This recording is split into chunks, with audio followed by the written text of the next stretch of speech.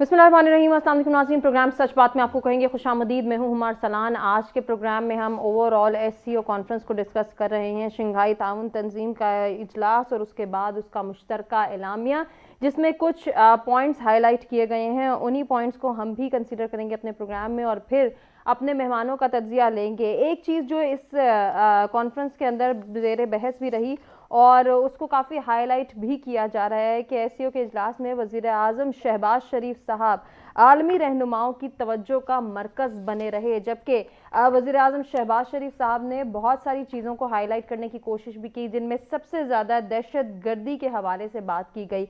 मुश्तरका एलामिया में पहलगाम, जाफर एक्सप्रेस और खुजदार हमलों की सख्त मजम्मत भी की गई, जबकि फ़लस्तीन में फौरी और पायदार जंगबंदी और इंसानी इमदाद की फराहमी पर भी जोर दिया गया। यही वो टॉपिक्स हैं, यही वो मुहर्रिकात हैं, यही वो नकात हैं जिनके ऊपर हम ओवरऑल जब पाकिस्तान को दरपेश चैलेंजेस की बात करते हैं, चाहे वो दहशतगर्दी के हवाले से हो, बॉर्डर मैनेजमेंट के हवाले से हो, या फिर भारत की जानिब से हम पर इल्ज़ामात की भरमार और उसकी रोकथाम की बात हो। दहशतगर्दी में जो है वो भारत इन्वॉल्व डायरेक्टली नज़र आता है। पाकिस्तान में दहशतगर्दी करवाने के मनसूबाबंदी की बात की जाए, अफगान सरजमीन इस्तेमाल करने की बात की जाए, तो कहीं ना कहीं रूट कॉज जब देखते हैं हम या ऑपरेट कहाँ से हो रहा होता है तो उसमें भारत का ही नाम सामने आता है। आबी जारियत की बात की जाए तब भी भारत का नाम सरे फहरिस्त है, वो भी मुल्क का एक अहम तरीन मसला है अगर गुज़श्ता कुछ रोज़ से बात की जाए, और हालिया भी यही सूरत हाल है अभी।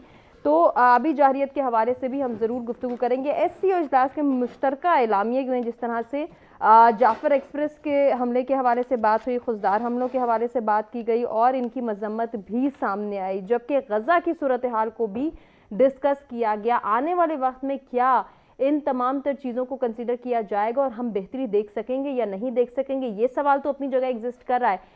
मोदी का चाइना जाना, चीन की शंघाई ताउन तंजीम के इजलास में शिरकत करना, ये भी कहा जा रहा है कि मोदी की जानिब से एक टर्निंग पॉइंट साबित होगा। चीन की जानिब ये जो पॉजिटिविटी या फिर एक लीनियंसी नज़र आ रही है मोदी के एटीट्यूड में, क्या ये पाकिस्तान को आने वाले वक्त में टफ टाइम दे सकती है, या फिर पाक चीन दोस्ती तो वैसे ही कहा जाता है कि पहाड़ों से बुलंद, दरियाओं और समंदरों से गहरी है, तो इस पर कोई भी फ़र्क आने वाले वक्त में नहीं पड़ेगा। ज़रा मेहमानों का तारुफ कराते हैं और उनकी जाने बढ़ते हैं और उनसे जानने की कोशिश करते हैं कि एससीओ इजलास और इसके मुश्तरका एलामिया को वो कैसे देखते हैं। आने वाले वक्त में पाक चीन ताल्लुकात हो या पाक भारत ताल्लुकात हो या फिर ओवरऑल इस खत्ते के अहम ममालिक, उनके जितने भी हमसाया ममालिक हैं, उनके आपस के ताल्लुकात इस खत्ते की सूरत हाल को बदलने में कितने कारगर साबित होंगे, इस पर हम गुफ्तगू के सिलसिले को आगे बढ़ाते हैं। स्टूडेंट्स में साथ सीनियर एनालिस्ट का पैनल मौजूद है। सीनियर सहाफ़ी और तज्ज़ियाकार डॉक्टर सज्जाद बुखारी साहब हमें ज्वाइन करें। सर, आपको खुशामदीद कहना चाहेंगे। सीनियर सहाफ़ी और तज्ज़ियाकार सज्जाद तरीन साहब हमारे साथ मौजूद हैं। सर, आपको भी खुशामदीद कहना चाहेंगे। CGTN उर्दू से ताल्लुक़ रखने वाले एसामुल हक साहब भी हमें ज्वाइन करें। सर, आपको भी खुशामदीद कहेंगे। डॉक्टर सज्जाद बुखारी साहब, गुफ्तगू का आगाज़ सर मैं आपसे करना चाहूँगी। ओवरऑल एससीओ इजलास, इसके अहम, जिस तरह से हमने कहा कि कुछ नकात, मुश्तरका एलामिया, और जिस तरह से मैंने एक चीज़ और मेंशन की कि वज़ीर आज़म शहबाज शरीफ साहब खासी तवज्जो का मरकज़ बने रहे ओवरऑल सारे सिनेरियो को जब हम देखते हैं। सर, आप कैसे देख रहे हैं इस सबको? बहुत शुक्रिया। और इसका जो जॉइंट डिक्लेरेशन है उसके बाद जो है कहा यह जा सकता है कि एससीओ जो है वो अपने मिशन में बड़ी तेज़ी से आगे बढ़ रहा है। और एक नुक्ता बड़ा अहम नुक्ता है इसमें, जिसका सदर शी जिनपिंग ने ख़ुद एससीओ डेवलपमेंट बैंक की एक तजवीज़ उन्होंने दी है।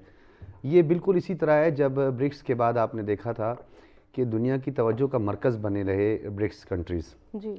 और एससीओ गो के एक बायलैटरल, ट्राइलैटरल और मुख्तलिफ ममालिक के दरमियान डेवलपमेंट और इक्तिसादी जो टारगेट्स हैं उनको अचीव करने के लिए, गोल्स को अचीव करने के लिए बनाया गया। इसमें कॉन्फ्लिक्ट्स वगैरह का अक्सर जिक्र नहीं होता।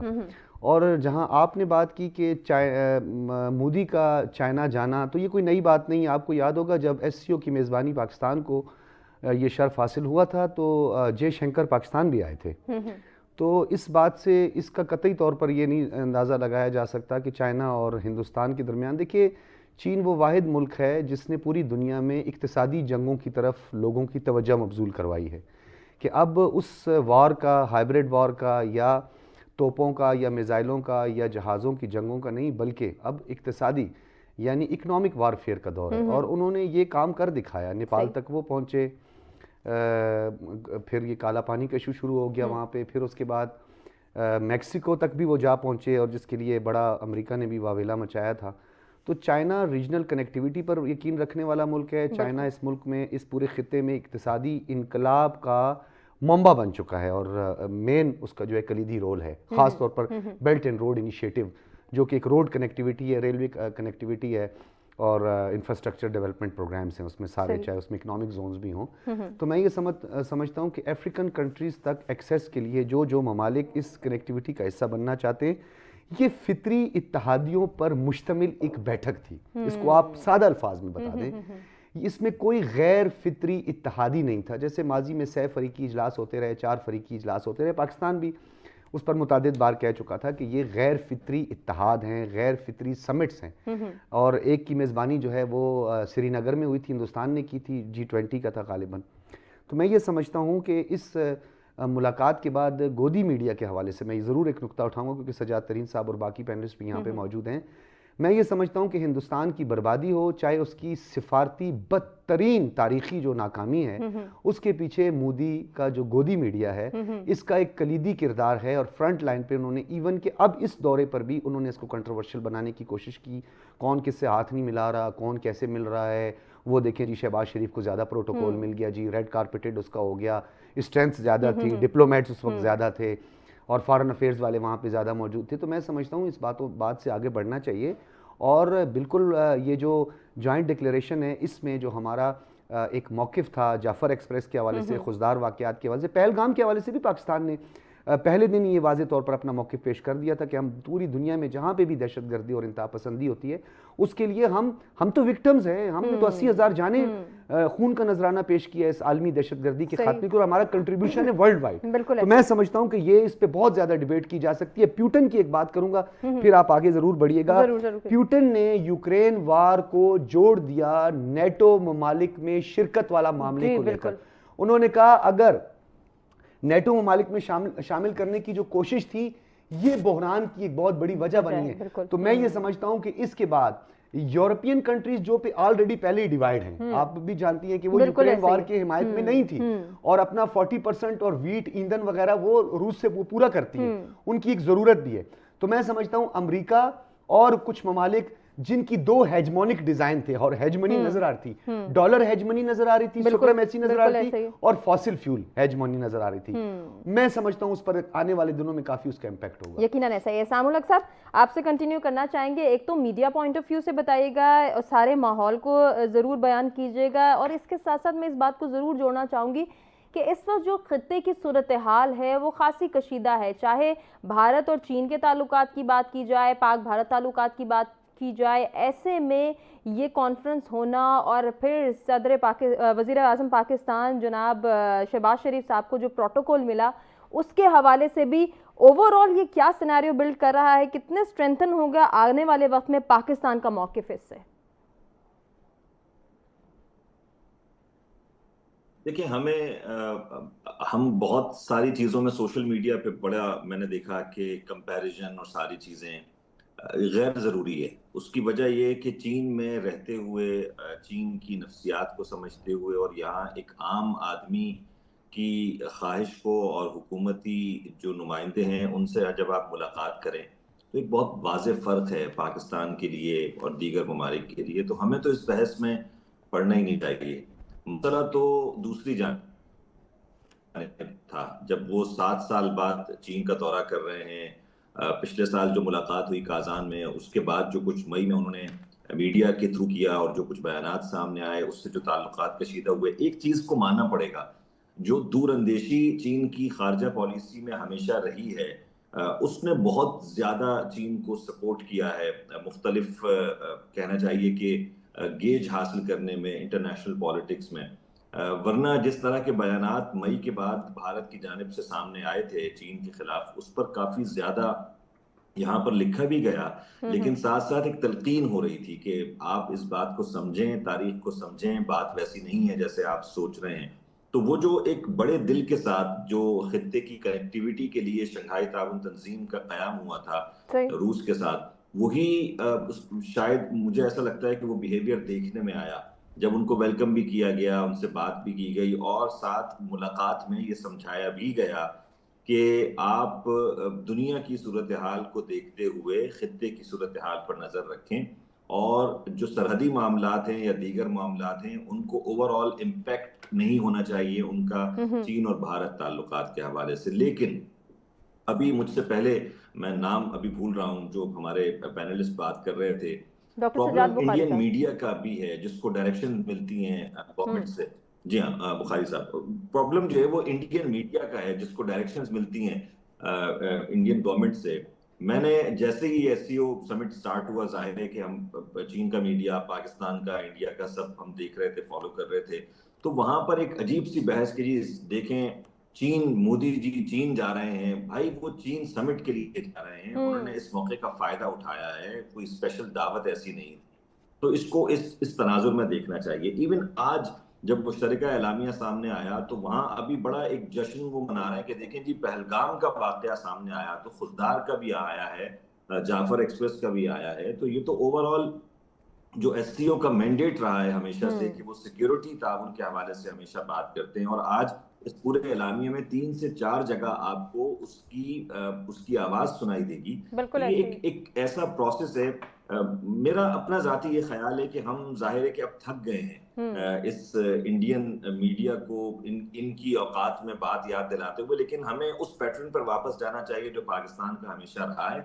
एक जिम्मेदार मुल्क के तौर पर चीजों को देखें और इनसे मुकाबले की या इनको काउंटर करने की हमें उस तरह से जरूरत नहीं है, क्योंकि जो पैटर्न अब फॉलो किया जा रहा है गवर्नमेंट ऑफ पाकिस्तान की तरफ से वो बहुत मजबूत है। आज आप शहबाज शरीफ साहब की, वजीर आजम पाकिस्तान की जो तकरीर सुने, क्या वाजे, जबरदस्त और बुनियादी निकात उन्होंने जो उठाए, चाहे वो दहशतगर्दी के हवाले से हो या दीगर आबी जारियत के हवाले से हो या ओवरऑल कनेक्टिविटी के हवाले से हो, पाकिस्तान की कुर्बानियों के हवाले से हो। और एक चीज जिसको शायद कम लोगों ने महसूस किया, मुझे ऐसा लगता है कि शायद वो पॉइंट था और इसीलिए पहलगाम भी इंक्लूडेड था, खुजदार भी इंक्लूडेड था, जाफर एक्सप्रेस भी इंक्लूडेड था इस एलामिया में, और इसके अलावा यूरेशियन पूरा जो है उसमें वो ये और जिस था तरह से सर आप बात करें ना कि शहबाज शरीफ साहब ने पाकिस्तान ये का कहा कि हम स्टांस तो और डायलॉग पाकिस्तान ने जो करना नकात चाहते हैं रेस किए और हैं, यकीनन वो दुनिया के लिए भी रिलायबल इसीलिए हैं कि हम हकीकत पर मबनी गुफ्तगू कर रहे हैं।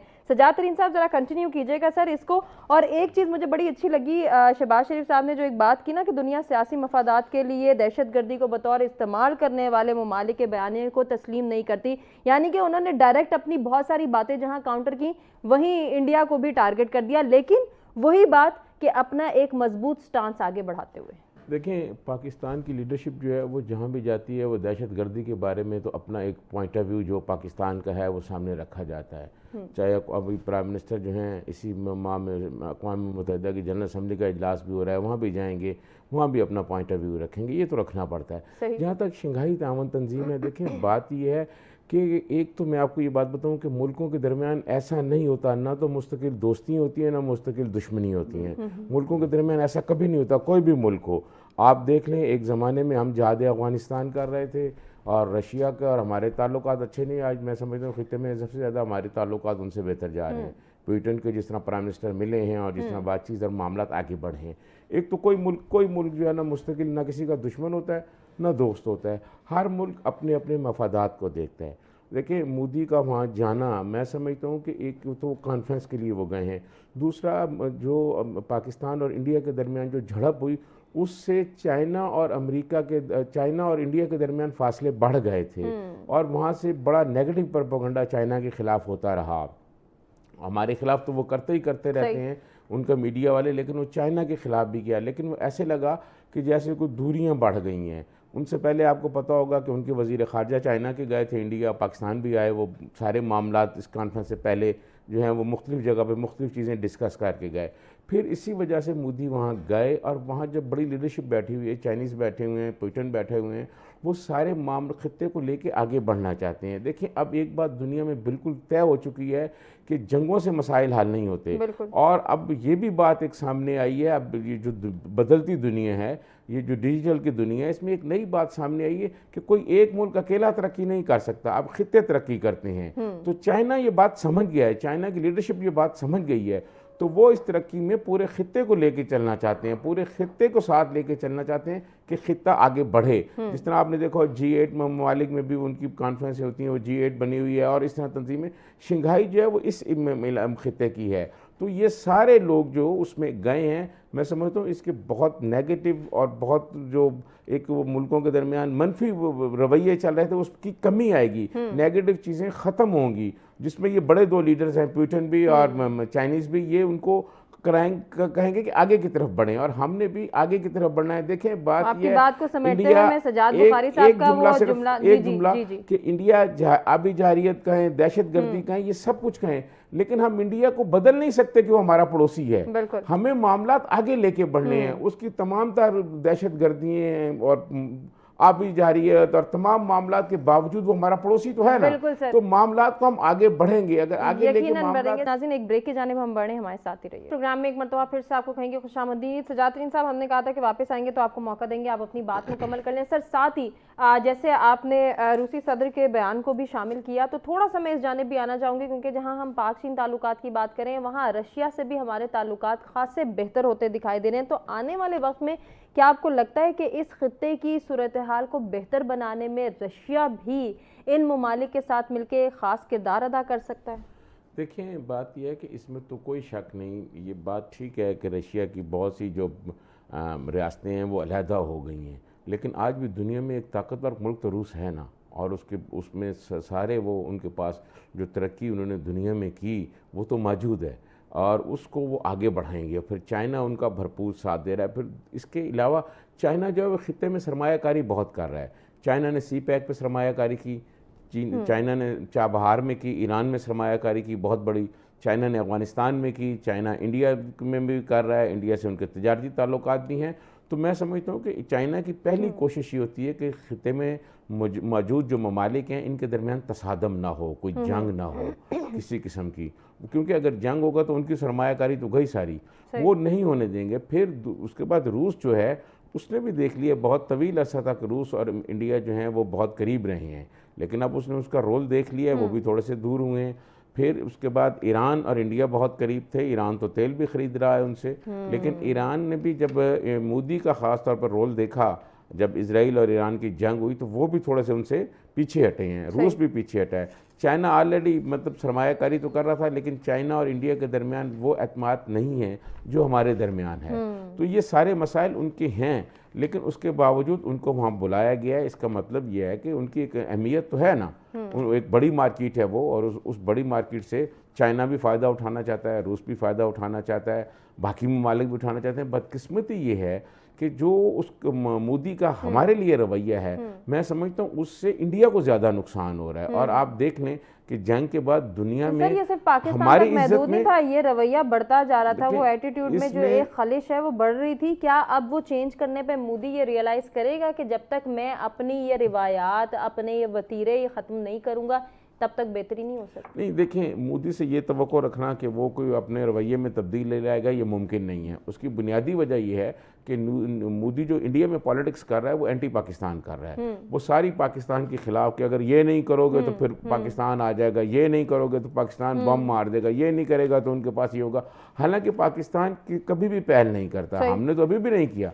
हम अपने दिफा में गए हैं वहाँ, कि जब उसने बहुत बातें की तो हम अपने दिफा में गए हैं। आपको पता है हमारे DGISPR का बयान तो याद होगा ना, कि हम तो उनके 15 त्यारे भी गिरा सकते थे, 7 का तो प्रेसिडेंट ट्रंप ने भी कह दिया है, तो 8 हम और भी गिरा सकते थे।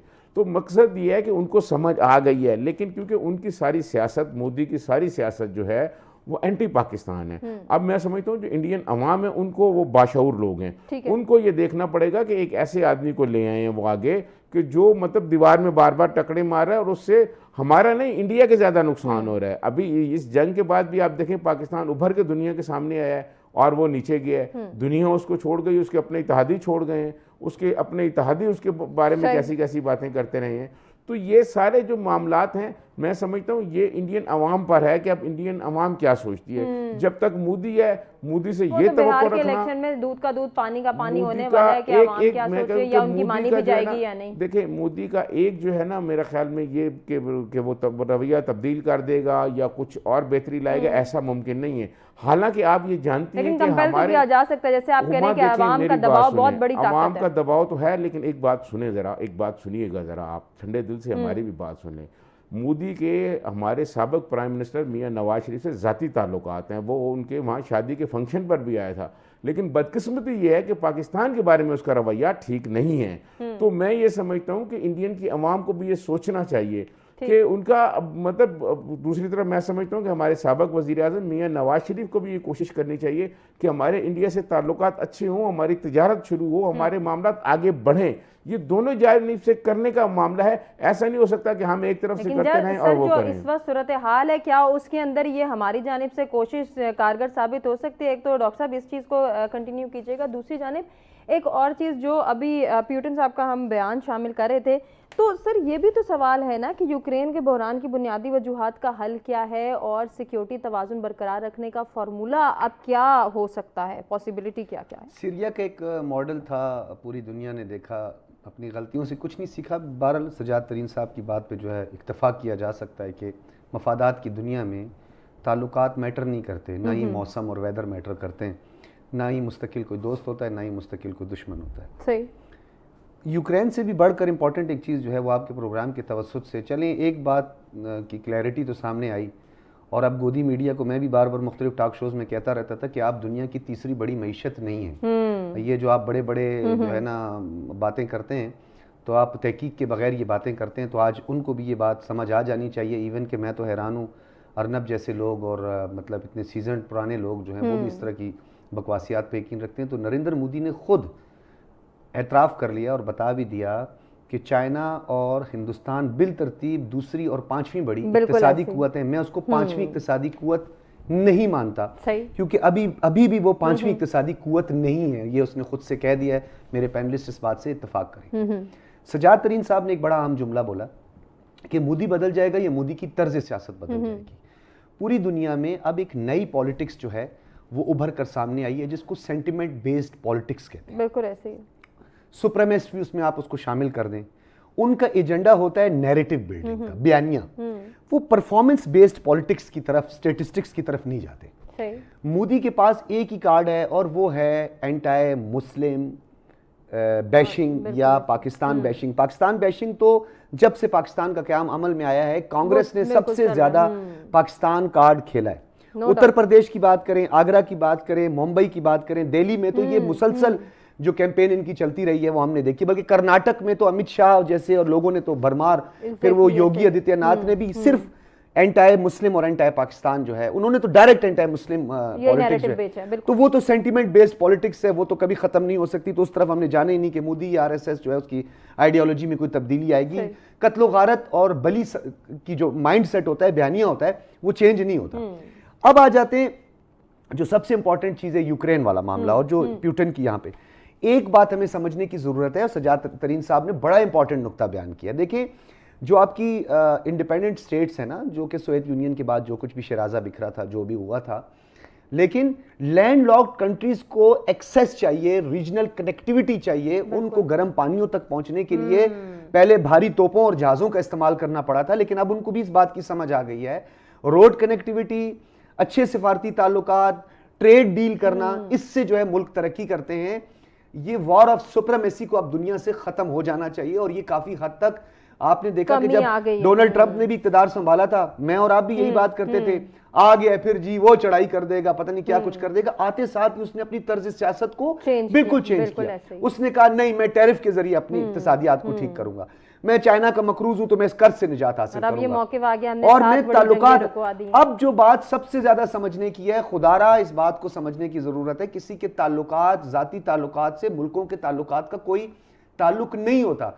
हमने हिंदुस्तान के साथ अगर ताल्लुकात उस्तवार करने हैं, ट्रेड पार्टनरशिप करनी है, तो उसके लिए हमारा एक मैकेनिज्म मौजूद है। जब तक आपका मसला Kashmir, Indian illegal occupied Jammu and Kashmir including article 370 और 35A जब तक एग्जिस्ट कर रहा है तब तक हमारे दरमियान ट्रेड नेचुरली नहीं होनी। देखिए वो नेचुरली क्यों नहीं होनी, क्योंकि हमारी एक तरफ रीजनल कनेक्टिविटी है, हमारा गिलगित बल्तिस्तान का एक बहुत बड़ा कॉन्फ्लिक्ट है, हमारा इशू है, और ये इशू चाइना का डायरेक्ट इंडिया के साथ भी है, फिर हमारा इंडिया के साथ भी है। तो हमारे ताल्लुकात में उतार चढ़ाव चलता रहेगा, थोड़ा बहुत ये पटाखे वटाखे जो है ये सिलसिला चलता रहेगा। भारत अहमकाना गलतियां कर रहा है, चाहे वो आबी जारियत कर रहा है, तो उसको इस बात के बारे में पता होना चाहिए कि पाकिस्तान इसका क्या रद्द अमल दे सकता है। और ये पाकिस्तान ने 10 मई की रात को हतफ 1 से शुरू किया था, तो ये भी हिंदुस्तान को पता है। अब आ जाते हैं इस इक्तिसादी या ये जो इज्तिमाई एक बैठक हुई है, इस इज्तिमाई बैठक में एक बात को समझने की जरूरत है कि P5 के 2 मुस्तकिल रुकन ममालिक एक पेज पर हैं, बल्कि एक ही जगह उनका पेज टाइट हो गया, सही है, इसी एससीओ को लेकर। तो जो बाकी दीगर ममालिक हैं, अब उसमें पाकिस्तान भी मौजूद है, चाइना भी मौजूद है, अजरबैजान और तुर्की को हम जिक्र नहीं कर रहे हैं। तुर्की एक बहुत इंपॉर्टेंट मुल्क है इस रीजन में, और जो भी फॉर्मेशंस नई अब हो रही हैं, सफबंदियां हो रही हैं, तो मैं इस लफ्ज का इजाफा करता चलूं, उसमें तुर्की शामिल है, बिल्कुल, क्योंकि जहां क्वाड बनेगा, ऑकस बनेगा, G8 बनेगा, तो वहीं पे एक और फॉर्मेशन भी होगी यहाँ पे, जिसको बाकायदा अनाउंस, मैंने आपके प्रोग्राम में पहले भी ये बात किया है कि उसको अगर अभी तक प्रॉपर अनाउंस नहीं किया, उसको अनाउंस कर दिया जाएगा, क्योंकि जब तक आप एक सफबंदी के मुकाबले में सफबंदी नहीं करेंगे तो आप इस हेजमोनिक डिजाइन का खात्मा और इस डॉलर हेजमनी को और ये जो फॉसिल फ्यूल हेजमनी है, इसका आप खात्मा यकीनी नहीं अच्छा डॉक्टर साहब, जैसे ही आप तुर्की का जिक्र करते हैं, तुर्किया का जिक्र करें या ईरान का जिक्र करें, पाकिस्तान का जिक्र करें, गजा के मामले पे हमारा मौकिफ सेम है, क्या ये उम्मीद की जा सकती है कि आने वाले वक्त में ये मामला भी सुलझाव की तरफ जाएगा? अक़वाम मुत्तहिदा की जनरल असम्बली ने एक रूलिंग पास की थी, उस रूलिंग में जंगी जराइम का मुर्तकिब करार दिया था, उसके बाद इंटरनेशनल कोर्ट ऑफ जस्टिस ने। तो अब ये कहना कि तुर्की जो है वो फलस्तीन के मामले में या गजा के मामले में जो है वो हमारे साथ, हमारे मौकिफ के साथ है, वो नेचुरली है। बल्कि आपको याद होगा रजब तैयब उर्दवान ने अक़वाम मुत्तहिदा की जनरल असम्बली के सामने एक नक्शा पेश किया था, पूरी दुनिया का ये बेजमीर और ये जो दोहरा मयार है उसको एक्सपोज करते हुए कहा था कि ये मेहमान आकर आज गालिब हो गए और काबिजीन बन गए। उन्होंने पिछली सदी का उन्होंने जिक्र करते हुए, फिर ज़ायनिस्ट का जिक्र करते हुए कि किस तरीके से उन्होंने उनकी जमीनों पे कब्जा किया। तो मैं ये समझता हूं इस मामले में यूरोप के कई ममालिक, अब आप देखें यूरोप के इस वक्त 7 से ज्यादा ममालिक, आपके शो में ही हमने इस पे बात की है कि वो रिकग्नाइज करने जा रहे हैं फलस्तीन को, उन्होंने उसकी रिकग्निशन की बात भी की है। तो अमेरिका खुद, अब एक इंपॉर्टेंट नुक्ता, फिर आप अपने गेस्ट की तरफ बढ़े, अमेरिका बजाते खुद, अमेरिका के जो बासी हैं वो बजाते खुद, बिल्कुल, वो इस ज्यूइश लॉबी का खात्मा चाहते हैं, वो इस ज्यूइश लॉबी से तंग आ चुके हैं। और इसी में मैं ऐड करूंगी ऑस्ट्रेलियन अवाम का भी यही मुतालबा है। ऑस्ट्रेलियन हुकूमत नहीं इस पर वो आ रही है अभी, लेकिन ऑस्ट्रेलियन अवाम इस पर बहुत ज्यादा जोर दे रही है, तो शायद हुकूमत को भी अपना मौकिफ चेंज करना पड़े आने वाले वक्त में। इसको हम कभी और डिस्कस करेंगे। इसाम साहब, अभी मैं वो जो खबर पढ़ रही थी, जो एलामिया पढ़ रही थी, उसमें चीन के सदर की जानिब से SCO तरक्याती बैंक के क़याम की भी तजवीज़ दी गई है, जो कि एक खुशाइंद इकदाम है। ज़रा हमें ये बताइएगा इसकी आपके पास क्या खबर है और आलमी मईशत पर इसके क्या असरात मुरतब होंगे? देखिए, इस तरह की बहुत सारी कोशिशें ब्रिक्स के हवाले से भी हुई हैं, वो चीज़ें कुछ आहिस्ता आहिस्ता बेहतरी की जानिब में, इवन स्विफ्ट कोड की रिप्लेसमेंट तक तो चीन ले जाने में कामयाब हुआ है, लेकिन जाहिर है कि चीन की पॉलिसी ये है कि वो चीज़ों को बहुत आहिस्ता आहिस्ता पॉलिसी के साथ लेकर चलता है। जो आपने बैंक के क़याम के हवाले से बात की, 2-3 चीज़ें इस्लामी में बहुत इंपॉर्टेंट है, अगर आप मुझे इजाज़त दें। एक तो ये बैंक वाला जिक्र आपने किया, जाहिर है कि ये एक मुस्तकबिल की पॉलिसी है। साथ ही आप देखें कि सिक्योरिटी मैनेजमेंट के हवाले से, बॉर्डर सिक्योरिटी के हवाले से एक सेंटर कायम करने की बात की गई है। वो मुतालबा है जिसको SCO जिसकी बुनियाद में है, SCO की बुनियाद में है ये, और ये बहुत इंपॉर्टेंट रहेगा इस वजह से कि पाकिस्तान की जानिब से ये मौक़िफ़ आज भी दोहराया गया। मेरी पिछली गुफ्तगू में भी ये बात अधूरी रह गई, मैं ये पॉइंट रेज करना चाह रहा था। बहुत कम लोगों ने शायद इस बात को महसूस किया, या शायद मैंने उसको इस तरह से समझा, मेरे पैनलिस्ट भी बताएंगे। मियां शहबाज शरीफ साहब ने जब ये कहा कि हम अपने पड़ोसियों के साथ ताल्लुकात बेहतर चाहते हैं और हम डायलॉग्स की तरफ जाना चाहते हैं, चाहे वो आपकी ही सरबराही में क्यों ना हो, चाहे वो आपकी क़यादत में क्यों ना हो। अब ये आप एससीओ भी हो सकता है और आप चीन भी हो सकता है। दोनों सूरतों में पाकिस्तान की जीत है, क्योंकि हम तो ये चाहते हैं कि डायलॉग हो। इसी वजह से आप देखें कि पहलगाम का वाकया भी उसमें शामिल है, खुशदार भी है, जाफर एक्सप्रेस। अगर फॉर द टाइमिंग हम ये जो आपने समझे बात कि ये की, आप सिर्फ और इसलिए सिर्फ चीन है, तो क्या चाइना अपना भरपूर किरदार अदा करने के लिए रजामंद होगा? क्यों नहीं कर सकता, क्यों नहीं करेगा? चाइना बिल्कुल करेगा। देखें, अभी हमारे एक पैनलिस्ट बिल्कुल ठीक बात कर रहे थे कि चीन की पॉलिसी ये है कि जंग ना हो इस खित्ते में। वो तो इस खित्ते को आगे लेकर जाना चाहता है, और अगर जंगें होती रही तो वो तो मफाद में नहीं है। आपने अरबों डॉलर सीपैक के रूट पर लगाए हैं और आपने सेंट्रल एशिया तक जाना है, आप अफगानिस्तान को इंगेज कर रहे हैं, आप ईरान को साथ मिला चुके हैं।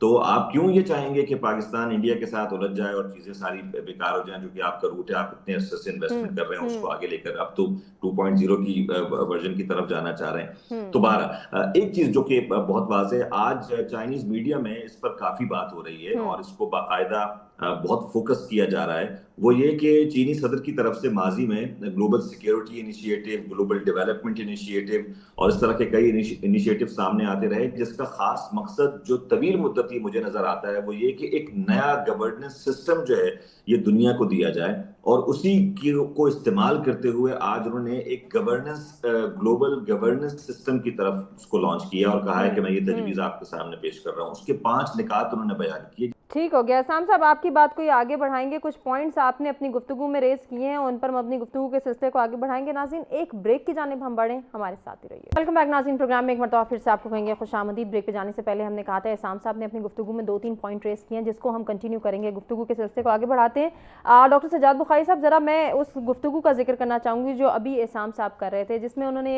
ये वज़ीर आज़म शहबाज शरीफ की बात की कि उन्होंने बड़ा इंटरेस्टिंगली कहा कि हम इस खित्ते में मुज़ाकरात की बात की जाए, अमन की बात की जाए और डायलॉग को प्रमोट करने में आपकी सरबराही में। अब इसको हम एससीओ भी, वो जिस तरह से उन्होंने भी बात किया, चाइना भी ले सकते हैं। व्हाट इफ़ हम अभी इसको सिर्फ एससीओ की हद तक ही महदूद रखें कि ये जितने भी मेंबर्स वहाँ पे मौजूद थे उनकी सरबराही में अगर डायलॉग की बात होती है, तो क्या इंडिया पे ये फोर्सफुली कहा जा सकता है कि वो अपने जारहाना तर्ज हुकूमत को चेंज करे या जारहाना अंदाज में एटलीस्ट कमी ले आए?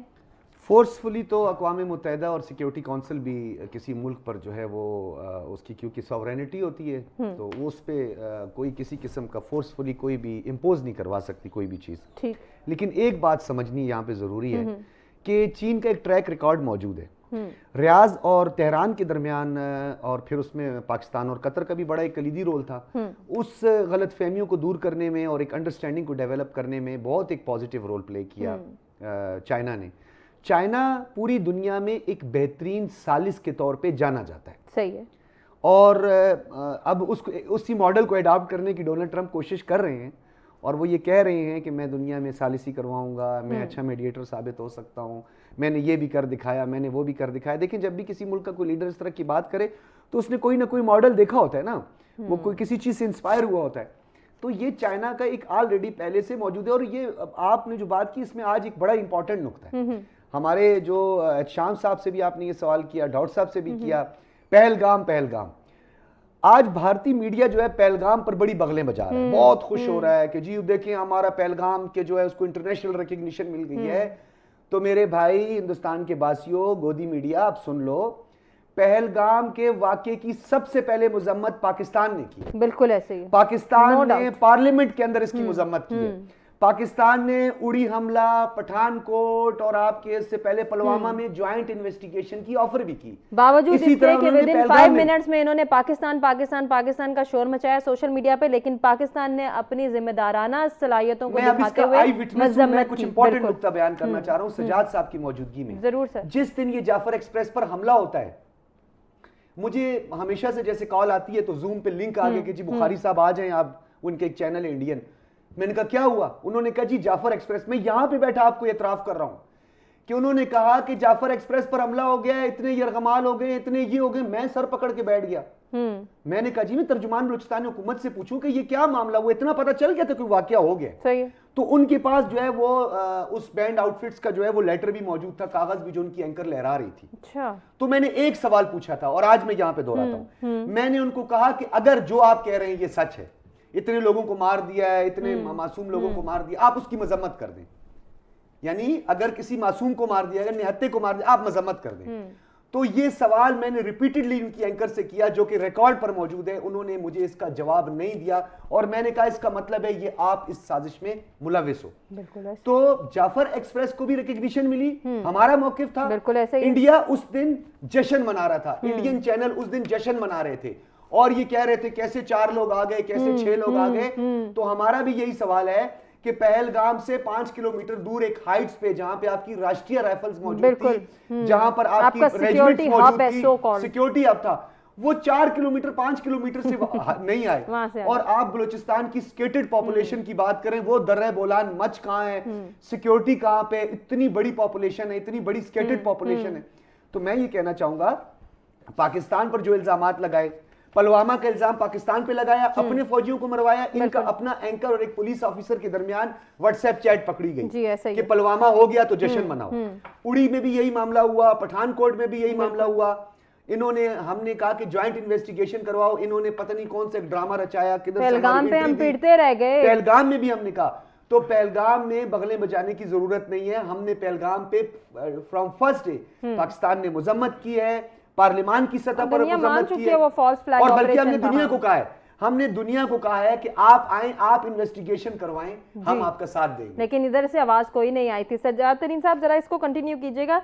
अभी जिस तरह से मैं बात कर रही थी एससीओ के तरक्याती बैंक के क़याम की तजवीज़, सर क्या आने वाले वक्त में इससे आलमी मईशत पे भी कोई असरात मुरतब हो सकेंगे? मैं समझता हूँ वर्ल्ड बैंक और ये जो हमने IMF वगैरह जैसे इदारे बनाए हुए हैं, बिल्कुल इनको डेंट पड़ सकता है, एक ही पड़ सकता है। दूसरा, ये अभी बहुत इब्तदाई बात है जो मैं कर रहा हूँ। आप देखिएगा कि ये अगर सिलसिला आगे चल निकला इस बैंक का, तो हो सकता है कि इस खिते में जो पहले भी आपको पता है कि बहुत सारी तिजारत जो है वो चाइनीज़ करेंसी में हो रही है, ये बैंक अगर आ गई तो फिर इसी खिते के ममालिक के दरमियान जो तिजारत होगी वो इसी करेंसी में होगी। एक बात ये है। और आने वाले जो हो सकता है कई सालों बाद, शायद उस वक्त पता नहीं हम होंगे कि नहीं होंगे, कि ये इसी तरह के बैंक आगे बढ़ते गए और मामला आगे होते गए, तो शायद खिते में ये करेंसी भी एक ऐसी आ जाए जो सारे ममालिक में एक जैसी ही चलती क्या रहे। इससे डॉलर की हेजमनी में फर्क पड़ेगा? बहुत पड़ेगा, बहुत पड़ेगा। दुनिया इस तरफ क्यों आई है? देखिए मैं आपको बताऊँ दुनिया इस तरफ क्यों आई है। शंघाई तंजीम में जो बड़ी बातें की गई, बहुत बड़ा इनामिया है उनका, आपने देखा होगा, मैंने गौर से उसको पढ़ा है। दुनिया इस तरफ क्यों आई है कि गुर्बत का खात्मा हो, तरक्याती गवर्नेंस बेहतर हो, तरक्याती काम हो, लोगों को सहूलतें मिले। उसकी वजह ये है कि वहाँ बड़ी लीडरशिप बैठी हुई है। मैं समझता हूँ कि दुनिया में जो चंद बड़े लीडर्स हैं, उसमें से जो बड़े अहम लीडर हैं वो उसी कॉन्फ्रेंस में बैठे हुए थे। अच्छा, उन्होंने ये देखा, उससे पहले होमवर्क भी यकीनन किए होंगे कि दीवारें बर्लिन के गिरने और सोवियत यूनियन के इन्हदाम के बाद जो गुर्बत है, बेरोजगारी है, जो तबकाती कशमकश में, उसमें इजाफा हुआ है, उसमें कमी नहीं हुई। तो उसने ये दुनिया के सामने अदादो शुमार पड़े होंगे, उनके लीडरशिप के सामने पड़े होंगे, तो उन्होंने ये फैसला किया है कि अब इस तरफ हमें निकलना चाहिए, हमें इस तरफ जाना चाहिए। मैं ये समझता हूँ कि आने वाले दिनों में, आने वाले सालों में, देखिए कोई चीज़ जो ऐसे नहीं होती हुमा कि आप कोई बिजली का बटन है, आप दबाएंगे तो 1 मिनट में हो जाएगा। चाइना का ये स्टाइल नहीं है। चाइनीज़ जो कम्युनिस्ट पार्टी है उसका स्टाइल रशियन कम्युनिस्ट पार्टी से ज़रा मुख्तलिफ रहा है, और वो मामलात को अपने हिसाब से लेके चलते हैं। चाइना आने वाले 50 साल को देख रहा है, चाइना की लीडरशिप आने वाले 50 साल को न सिर्फ चाइना को देख रही है बल्कि खित्ते को देख रही है कि खित्ते में क्या तब्दीलियाँ करनी है, किस तरह खित्ते को लेके चलना है। तो मैं समझता हूँ ये शंघाई ताउन तंजीम जो है ये बुनियाद बनेगी खित्ते के ममालिक के दरमियान इख्तलाफात ख़त्म कराने में, तिजारत बढ़ाने में, मामलात को आगे बढ़ाने में। आप नहीं लड़ सकते ये, आप क्या अमेरिका को ये काबिल कबूल होगा सर? देखें, अमेरिकन के तो अपने मफादात हैं, अमेरिकन को तो जो चीज़ उनको चाहिए होगी वो कहेंगे ठीक है, जो उनके मफाद में नहीं होगी वो कहेंगे गलत है। लेकिन दुनिया यहाँ तक पहुँच गई है ना, अमेरिका की मुखालफत के बावजूद चाइना और रशिया जो है वो दुनिया में बड़ी ताकतें हैं, आप वो इनकार तो नहीं कर सकते इससे, और उनका एक रोल है। सवाल तो करने का मकसद यह है कि इसी एससीओ कॉन्फ्रेंस के अंदर ईरान पर हमले की भी मजम्मत की गई है, तो मैं इस जानिब इसलिए आई। मैं ये समझता हूँ कि ये जो ईरान पर हमला और जो इस तरह की बातें हो रही हैं ना, अब पहले भी यहाँ बात की गई, डॉक्टर सज्जाद बुखारी ने की, ये जो यहूदी हैं ना, ये मेरे ख्याल में, और ये पूरे इसराइल, ये अमेरिका पे भी बोझ बन गया, और ये अमेरिकन थिंकर्स को भी पता चल गया है कि इनको बचाते बचाते अमेरिका डूब जाएगा। तो उन्होंने अब पीछे हटना शुरू कर दिया है, और उनको ये बता दिया है कि भाई पीछे हटें, जितने मतलब उनको जूते पड़े ईरान के हाथों। उसके बाद देखें ना, अमेरिकन ने उनकी सपोर्ट तो की, लेकिन फिर उसके बाद उनको बताया वो तो दिया सर कि आपको भाई हम याद होगा ज्यादा कि अगर ये आपकी नहीं कर इजाजत से मैं सकते। वो लफ्ज शामिल करूं, वो सेंटेंस शामिल करूं, ट्रंप ने ये भी कहा कि आने वाले 2-3 हफ्तों में गजा के हवाले से कोई अच्छी खबर मिलेगी। लेकिन ये सिर्फ रिवायती बयानात की हद तक है या कोई प्रैक्टिकल इम्प्लीमेंटेशन भी देख रहे हैं मैं आप? आपको अर्ज करूं कि गजा पर जो यूरोपियन ममालिक हैं, जैसे आपने गुफ्तगू में आपने भी, डॉक्टर सज्जाद बुखारी ने भी ऑस्ट्रेलिया का जिक्र किया और यूरोपियन ममालिक का जिक्र किया, वो लोग बाहर निकले हैं। बिल्कुल। बदकिस्मती ये हुआ कि जो मुसलमान हुक्मरान है, सिवाय 1-2 को छोड़ के, जिसमें ईरान टॉप पर है, बाकी जो हुक्मरान हैं सारे मुसलमान हुक्मरान, उनका रोल शर्मनाक रहा है। उन्होंने गज़ा पे वो स्टैंड नहीं लिया जो यूरोपियन अवाम ले रही है। ये अगर सारे लोग मिल जाते और सारे हुक्मरान मिल जाते और मिल के ये एक मौक़िफ़ अख्तियार करते, तो मैं समझता हूँ इतना वहाँ कत्लेआम नहीं होना था, इतने मासूम बच्चे नहीं मरने थे। फिर एक ये बात हो गई। दूसरी बात ये है कि ये एक, आपको याद होगा, एक फ़ौज बनाई गई थी, मुसलमानों ने एक फ़ौज बनाई थी जिसके रहील शरीफ सरबराह भी थे। पता नहीं वो फ़ौज किधर गई है, मुझे तो गज़ा के पूरे मामले पे वो नज़र नहीं आई। तो वो फ़ौज कहाँ गई है? देखिए, अगर तो वो फ़ौज आपने इसलिए रखी हुई बनाई थी कि भाई यमन के लिए आपने लड़ना है और यमनियों को मारना है, तो मैं समझता हूँ ये बात भी बहुत काबिल अफसोस है। अब उस फ़ौज का रोल था जो नहीं हो सका। अब भी अगर मुसलमान हुक्मरान कुछ नहीं कर सकते तो गज़ा पे एक मौक़िफ़ तो अख्तियार कर सकते हैं ना, जो मतलब जैसे वो कह रहे हैं कि जी हम गज़ा पे भी कब्जा कर इमदादी लेंगे। कार्रवाइयों की बहाली, ये तो कम से कम एटलीस्ट हो ही सकता है ना। हाँ, एग्जैक्टली ऐसा ही है। जॉइंट डिक्लेरेशन में बिल्कुल ये ऐसा 3 ही है। मरतबा जो है इस पर गजा पर जो है वो जॉइंट डिक्लेरेशन में मजम्मत आई है। यकीनन ऐसा ही है। मैं आपको अर्ज करूं कि इस तरह की मजम्मती बयान तो आते ही रहते हैं ना, लेकिन जो पॉइंट ऑफ व्यू मैं समझता हूँ MBS को अख्तियार करना चाहिए था, ये जो बाकी लोग हैं, लीडरशिप है मुसलमानों वहाँ की, अभी टॉप भी की, हमें लूपहोल्स उनको नजर आगे आते की हैं। तरफ जाना चाहिए था। उन्होंने वो पॉइंट ऑफ व्यू नहीं लिया और वो अंदाज नहीं अपनाया कि इस जो तरह कि होगा। अपनाया जा और देखें, सकता जो था। ये सर बड़ी अच्छी आपने बात की। एक जुमला जरूर। अमेरिकन जो है उनके ऐसे मफादात हैं जो उन्होंने सीरिया में किया, वो जिसके सर पर उन्होंने मतलब कितना इनाम रखा हुआ था, उसको उन्होंने वहाँ का सरबराह बना दिया। तो अमेरिकन मफादात बदलते रहते हैं। अमेरिकन को ये बात हजम नहीं होगी जो कुछ चाइना और रशिया करने जा रहा है, लेकिन अब मामलात इतने आगे बढ़ गए हैं कि मामलात अब चाइना अमेरिका के भी उस तरह नहीं रहे कि अमेरिका को इस मामलात में शब खून मार सके या मामलात को आगे बढ़ने से रोके। ठीक हो गया। एहतसाम साहब, ज़रा इसको कंटिन्यू कीजिएगा। एक जानिब तो हम खत्ते की सूरत हाल की बात कर रहे हैं, खत्ते को दरपेश चैलेंजेस और इनके हल की बात करें। एक और अहम चैलेंज जो इस खत्ते के तमाम ममालिक फेस करें वो है मौसमियाती तब्दीली और उसके असरात। क्या SCO इसमें भी कोई अहम किरदार आने वाले वक्त में अदा कर सकती है? बिल्कुल कर सकती है। मेरी जो बात अधूरी रह गई थी, अगर आप 5 नुकात सुन लें जिनके बारे में सर आज जरूर फरमा दीजिए। मीडिया में बहुत बात हो रही है।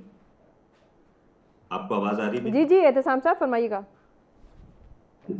तो उसमें जो पहली बात थी वो तो मसावात थी, शी साहब ने कहा। दूसरा उन्होंने कानून की हुक्मरानी की बात की। तीसरा उन्होंने कसीरुल जहती की बात की, मल्टीपोलरिज्म की तरफ उन्होंने कहा। चौथी जो बात उन्होंने की वो आज की हेडलाइंस हैं चाइनीज मीडिया में, वो है कि हमें अवाम पर मरकूज नुक्ता नजर की वकालत करनी चाहिए, यानी फोकस जो है वो इस खित्ते की अवाम होना चाहिए। और पांचवा उन्होंने कहा कि हमें हकीकी इक़दामात की तरफ जाना है, यानी जो कुछ हम कह रहे हैं उसको इम्प्लीमेंट होने की तरफ भी जाना है। अब जो बात आपने की मौसमियाती तब्दीली के हवाले से, उसमें जाहिर है कि ये खित्ता मुतासिर ज़रूर है, लेकिन इसके पास वो वसाइल नहीं है कि ये वो एक अलग मैटर है, उसकी एक अलग कन्वेंशन है, वहाँ पर बहुत सारे वादे होते हैं लेकिन उस पर इम्प्लीमेंट नहीं होता। मेरा ख्याल है कि अब ये वक्त भी है कि हम इसको अपना मसला समझ रहे हैं, तो हमें इसको खुद ही हल करने की कोशिश करना है और उसके लिए जो इक़दाम हम इख्तियार कर सकते हैं वो करने चाहिए, क्योंकि जो वादे हुए हैं इस सिलसिले में वो अब तक उस तरह से इफा नहीं हुए। एक आखिरी चीज, चूंकि काफी गुफ्तगू रही इंडिया के हवाले से, तो मैं आपको जो इनसाइड कुछ चीजें ऐसी, तो हम इंडियन जर्नलिस्ट से बात करते हैं, इंडियन मीडिया को देखते हैं, तो वो अप्रोच जो आज की अपडेट आपको बता रहा हूँ वो ये है कि मुल्कों के ताल्लुकात एक जैसे नहीं रहते। अगर आज अमेरिका के साथ हमारे ताल्लुकात बेहतर नहीं, ये इंडियन सोच है, अगर आज अमेरिका के साथ हमारे ताल्लुकात बेहतर नहीं है तो 3-4 साल बाद ट्रंप के जाने के बाद ये बेहतर हो जाएंगे। तो इसलिए हम किसी ब्लॉक की तरफ नहीं जाएंगे, हमें न्यूट्रल रहना है और अपना फायदा देखना है। तो अभी भी वो इस सोच में है कि ये वक्त गुजार लें और उसके बाद। तो अगर इस सोच के साथ आप एससीओ के साथ शामिल होना चाहते हैं तो फिर सिर्फ खबरें बन सकती हैं, काम नहीं हो सकता। असल तो झगड़ा ही आपका है, क्योंकि आपके पास इतनी ज्यादा गरीब आबादी है कि जिसको आपने फैसिलिटेट करना है, उनको निकालना है।